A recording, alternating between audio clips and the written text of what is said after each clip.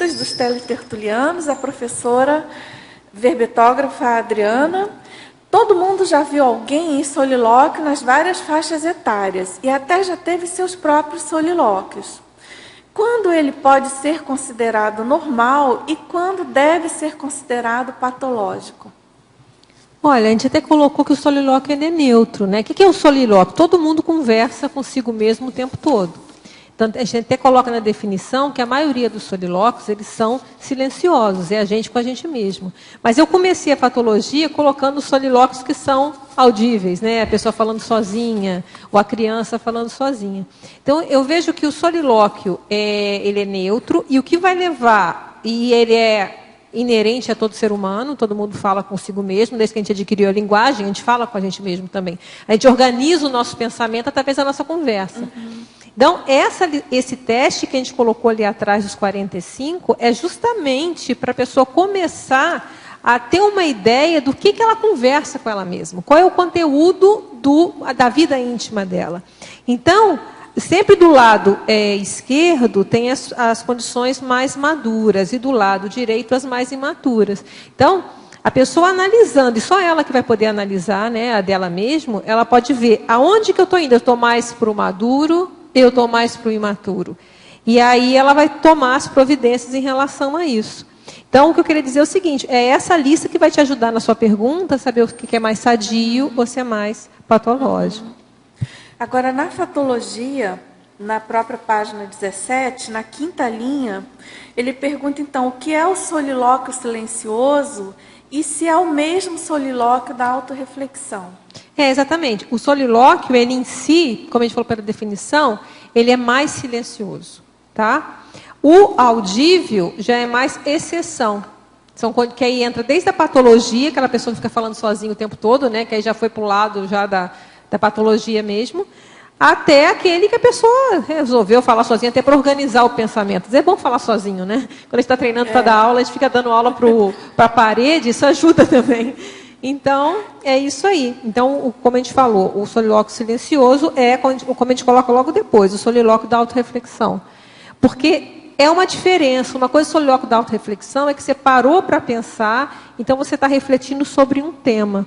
E o solilóquio, ele, no meu ver, ele não abrange só isso. Ele abrange também aquela conversa. Agora eu vou pegar essa mesa, agora eu vou fazer isso. E agora? E o que eu faço? Eu vou para ali, eu vou para aqui. Eu pego essa rua, eu pego a outra. Então, essa conversa com a gente mesmo pegaria todas as situações. A reflexão é uma delas.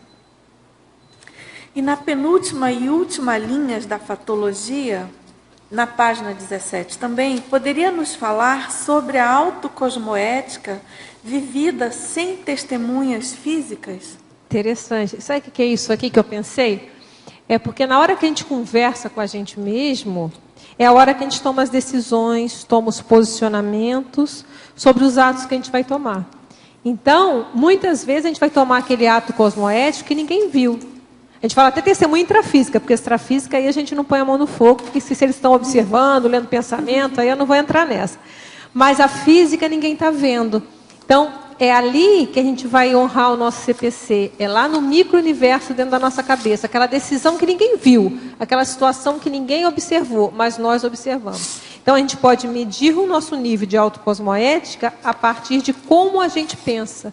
De como a gente organiza a nossa vida. Como a gente conversa com a gente mesmo. Se você olhar a listagem, eu acho que a gente também mostra bem o lado cosmoético e o lado mais para anticosmoético. Para a fatologia, último item, ele pergunta como utilizar os solilóquios intermissivos, produtivos, favorecendo o êxito proexológico.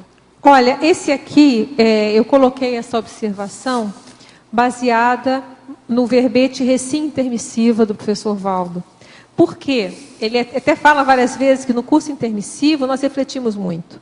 Nós paramos para pensar muito sobre a nossa realidade, as nossas dificuldades, até para a gente promover a nossa proex. E quanto melhor o nível dessa recém-intermissiva, essa reciclagem que a gente fez no extrafísico, a maneira que a gente refletiu mais sobre a nossa própria realidade, eu entendo que vai ser um fator mais positivo para o êxito da proex, quer dizer, que a gente já chega mais preparado, nós sedimentamos mais as nossas ideias inatas, porque a gente fixou mais as nossas ideias. Então, era isso que a gente queria dizer aqui. Quer dizer, uma coisa retroativa, até a gente está falando aqui do Congresso de Intermissivista, né? Que esses solilóquios que nós fizemos no curso intermissivo, se eles foram, quanto mais produtivos eles foram, maior seriam as chances da gente ter um êxito na Proex. A gente viria mais preparado, mais refletido, teria mais ideias inatas.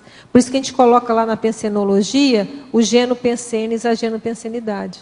Quer dizer, a ideia inata, no meu entender, é muito disso. O que a gente fixou no curso intermissivo? E essa fixação a gente trouxe para cá e tem relação com o solilóquio, as nossas reflexões intermissivas.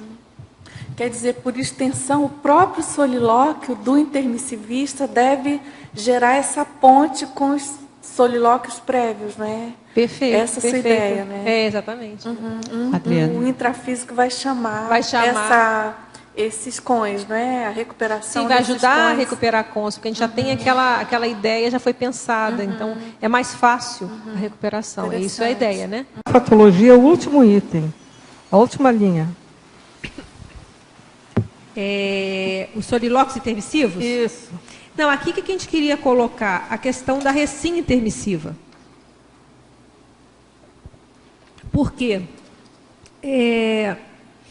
Esse solilóquio, essas recins que nós fizemos na época lá que nós estávamos no curso intermissivo, elas ajudaram a fixar nossas ideias inatas. É isso que é muito colocado, né? Até pelo professor e tudo, que até ele fala que ele fixou muito a questão da memória, quer dizer, tanto é que ele ficou 200 anos no intermissivo, preparando, fixando uma série de coisas.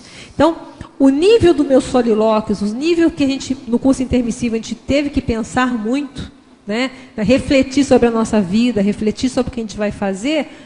Então, quanto mais produtivo foi esse solilóquio, eu penso que mais fixado ficou a ideia inata. Então, foi mais profundo, às vezes. A pessoa, às vezes, vai errar menos. Aí entra até a questão da inversão, né? Provavelmente é que o inversor, ele conseguiu o solilóquio, ele conseguiu, às vezes, fixar mais algumas coisas, às vezes, que um reciclante, que ainda deu uma desviada. Por exemplo, uma hipótese, tá? É difícil também, não vão padronizar todo reciclante, todo inversor aqui, uma situação. Mas, em tese, sim, porque a pessoa começou mais cedo, não desviou. Então, será que isso não teria correlação? Isso é uma hipótese. Com justamente essa qualidade desse solilóquio, de como que essa pessoa refletiu e se preparou para a vida intrafísica.